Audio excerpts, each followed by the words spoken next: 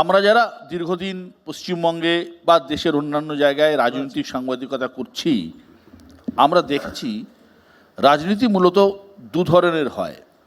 এক, শাসকের রাজনীতি; দুই, বিরোধী রাজনীতি।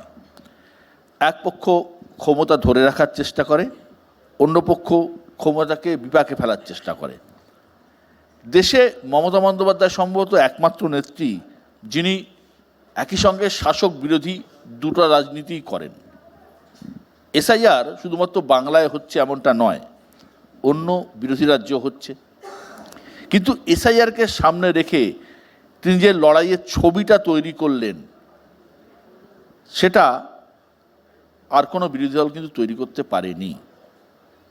সাধারণ মানুষের হয়রানির অভিযোগকে তিনি রেগুলার গত 3 দিন ধরে সায়ন বলছিল যেভাবে প্রচারের আলোয় নিয়ে এসছেন এবং কমিশনের বিরুদ্ধে সুর চড়াচ্ছেন, জ্ঞানেশ কুমারকে বারবার চিঠি দিয়েছেন, বাংলা থেকে গোটা লড়াইটাকে দিল্লির মঞ্চে নিয়ে গিয়ে ফেললেন, সুপ্রিম কোর্টে সওয়াল করলেন। তো বাংলার এসআইআর ইস্যুটাকে তিনি কিন্তু ন্যাশনাল ইস্যু তৈরি করে ফেললেন।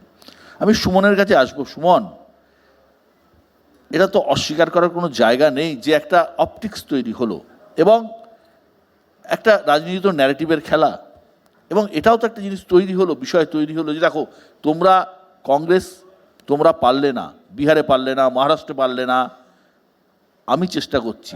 অর্থাৎ একটা সর্বভারতীয় মুখ হিসেবে নিজেকে প্রজেক্ট করা, এ কাজটাও তো একটা কৌশলে করছেন। তোমরা পারলে না কারণ তোমরা জেতনি। আমরা অপরাধ করেছি কিন্তু আমরা জিতেছি, তাই সেটা লেজিটিমেট। আমরা বিহারে হেরেছি বলে রাহুল গান্ধী এসআইআর নিয়ে আন্দোলন করেননি, সর্ববৃহৎ আন্দোলন করেননি, সর্ববৃহৎ ভোটাধিকার যাত্রা করেননি, মানুষকে সচেতন করেননি, বিশ্বের সংবাদ মাধ্যমের সামনে নথি নিয়ে আসেননি। এগুলোর আর কোনো ভ্যালুই নেই, যেহেতু বিহারে কংগ্রেস সরকার গড়তে পারেনি বা কংগ্রেসের জোটসঙ্গী সরকার গড়তে পারেনি। এইটা বোধহয় লাইন অফ মডারেশনটা না হলে ভালো হয়, আমাদের প্রতি জাস্টিস করা হয়। আমরা তো সাধারণ দর্শক।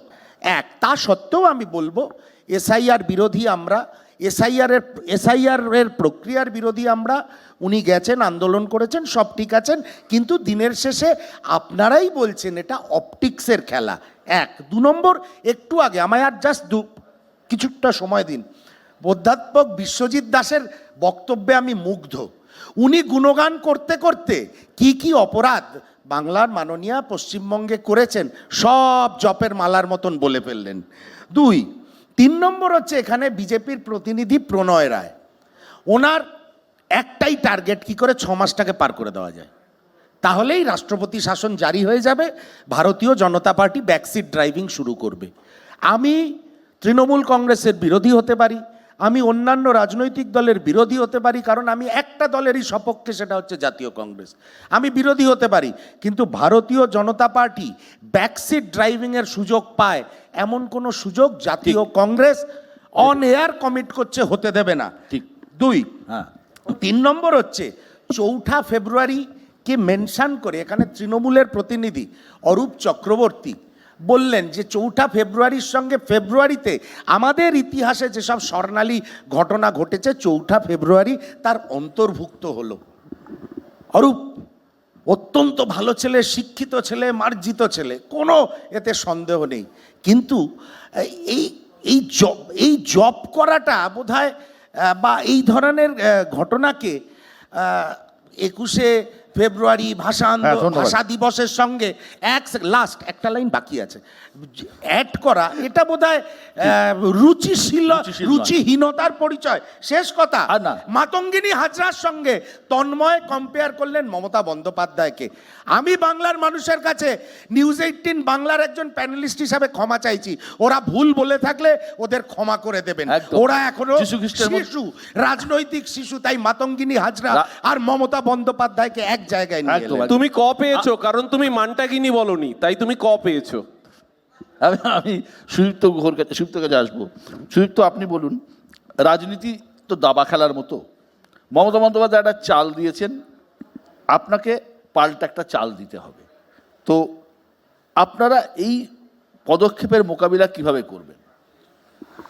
প্রথম কথা বলছি, হ্যাঁ, এই পদক্ষেপের মোকাবিলা আমাদের করার কোনো প্রয়োজন নেই, কারণ আমি খুব মানে আগামী সোমবার পরের দিন যেদিন নাকি সুপ্রিম কোর্টে ডাকা হবে, আপনি দেখছেন না গত 3 মাস ধরে, যেটা প্রণেদার একটু আগে বললেন, উনি যা যা বলেছিলেন, সিএ করতে দেবো না, এটা করতে দেবো না, ওটা করতে দেবো না, সব হয়েছে।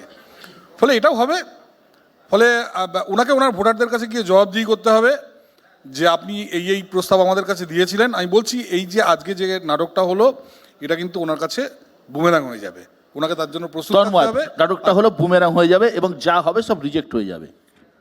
দুটো কথা। প্রথমে আপনি যেটা দিয়ে শুরু করেছিলেন যে রাজনীতি বিরোধী দলের হয় আর রাজনীতি যারা ক্ষমতায় থাকে তাদের হয়, আমি তার সঙ্গে শুধু একটু সংশোধন বলবো না, ধৃষ্টতা নেই, আমি বলবো রাজনীতি মানুষের হয়, আর সেই রাজনীতিটা মমতা বন্দ্যোপাধ্যায় এবং তৃণমূল কংগ্রেস করে, অভিষেক বন্দ্যোপাধ্যায় করে। এখন আবার এই সব নাম শুনলে সুমনদা বলতে পারেন জব শুরু করেছি, উনি ওনার বক্তব্যে অন্তত 3 মিনিটের মধ্যে বোধহয় 30 বার রাহুল গান্ধীর নাম করছেন, সেটাই স্বাভাবিক, সবাই সবার নাম করবেন, সেটাতে সমস্যা নেই। সমস্যাটা হচ্ছে এই যে বিজেপি বলছেন না যে এসআইআর হবে, এইভাবেই হবে, আমরা ঠিক এই পয়েন্টটাতেই তো আপত্তি করছি প্রথম দিন থেকে, যে বিজেপি বলে দিচ্ছে তো এসআইআর কিভাবে হবে। শুভেন্দু অধিকারী প্রথম দিন বলে দিলেন 1,20,00,000 লোকের নাম বাদ যাবে, ভেবেছিল যে বিহারের মতো, মহারাষ্ট্রের মতো, হরিয়ানার মতো ইজি পিচে হয়তো খেলবেন, বুঝতে পারেনি বাংলার মানুষ অন্যরকম। এবং আরও আর একটা ক্ল্যারিফিকেশন দিচ্ছি, আমি মাতঙ্গিনী হাজরার সঙ্গে মমতা বন্দ্যোপাধ্যায়ের তুলনা করিনি, আমি বলেছি বাংলার মাটিতে কি কি হয় সেটা বলেছি, একটা ঘটনাকে রেফার করে আর একটা ঘটনা বলেছি। সুতরাং বাংলার মাটিতে এত সহজে করা যাবে না। স্বাভাবিকভাবেই এসআইআর করার প্রথম টার্গেটে 58 লক্ষ নাম বাদ দিয়ে 1,83,000 ভুয়ো ভোটার, তার মধ্যে একটাও রোহিঙ্গা নেই, তাহলে রোহিঙ্গা তো খুঁজে বের করতে হবে। এখন রোহিঙ্গা খোঁজার জন্যে অমর্ত্য সেনকে চাইছি, জয় গোস্বামীকে চাইছি, দেবকে চাইছি, মোহাম্মদ শামিকে চাইছি, শিবাজীবাবুর মেয়েকে চাইছি, মানে যে কোনোভাবে হোক বের করতেই হবে। বসু থেকে বোস হলে তাকে চাইছি। আমরা বলছি মাইক্রো অবজারভার 12টা রাজ্যের সঙ্গে পার্থক্য কী? পার্থক্য তো আছে, 12টা রাজ্যে মাইক্রো অবজারভার নেই, এখানে মাইক্রো অবজারভার আছে, পার্থক্য তো আছে। 12টার রাজ্যের এইভাবে বলে দেওয়া হয়নি যে এরা হচ্ছে ডি ভোটার, বলে দেওয়া হয়নি এরা বাংলাদেশ নির্বাচন কমিশন তো বলছে আপনারা মাইক্রো অবজারভারের নামই দেননি। না, নির্বাচন কমিশন তো আমরা যেটা দিয়েছি অফিসিয়ালি দিয়েছি, নির্বাচন কমিশন তো হোয়াটসঅ্যাপে পাঠাচ্ছে।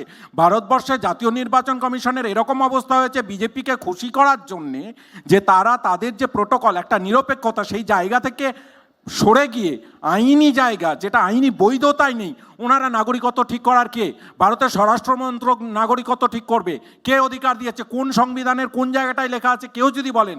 জনপ্রতিনিধিত্ব আইন 1950 সালের কোন ধারায় লেখা আছে যে ভারতের জাতীয় নির্বাচন কমিশন ঠিক করে দেবে? আমরা বারবার বলেছি যে আমরা অবৈধ অনুপ্রবেশকারীদের পক্ষে কথা বলছি না, কিন্তু একটা বাঙালি ভোটার, বৈধ ভোটারের নাম বাদ গেলে আন্দোলন হবে, আন্দোলন হচ্ছে।